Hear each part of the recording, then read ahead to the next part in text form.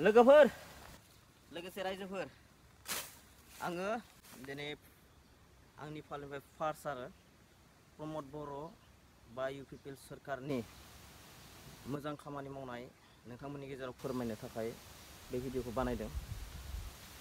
फार्स्टआवनो बेखौनो बुंनो नागिरदों आं प्रमद बर' सारनि सरकार सालायनायाव बि टि सि नि रायजो लोगोसे बर'फोर बिथांमोननि थाखाय प्रमद बर'आ ओरैबायदि मोजां खामानि मावदों जाय खामानियानो जाहैबाय नों आं गासिबो रायजो राजाफोरानो गावबा गावनि खामानिखौ गोसो बायदि मावनो हानाय मोन्थायखौ होदों। सोरबाबा बिजनेस आला बिजनेस मावबाय था गोसोबायदि साख्रि आला साख्रि मावबाय था हाजिरा खामला मावग्रा गोसोबायदि मावबाय था बे मोनसे सिस्टेमखौ बानायना होदों।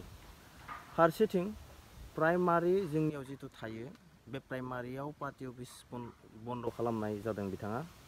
बे प्राइमारि अफिसखौ मानो बन्द' खालामदों?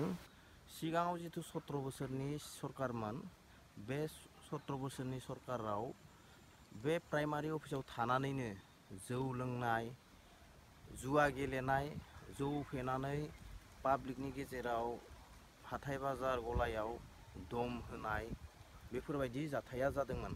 बेफोरखौ नुनानैनो प्राइमारि अफिसखौ बन्द' खालामनानै गावबा गाव निजिनि वार्कारफोरखौबो गावबा गावनि खामानि मावनो सुबिदाखौ होदों।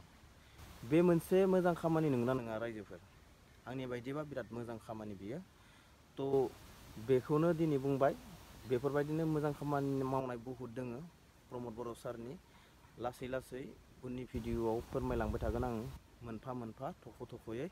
नोंथांमोनाल' खालि आंनि पेजआव फैनानै नायनो थाखाय रेडि जाबानो जाबाय। दिनै बेखिनिखौनो बुंथ'बाय। बाय बाय।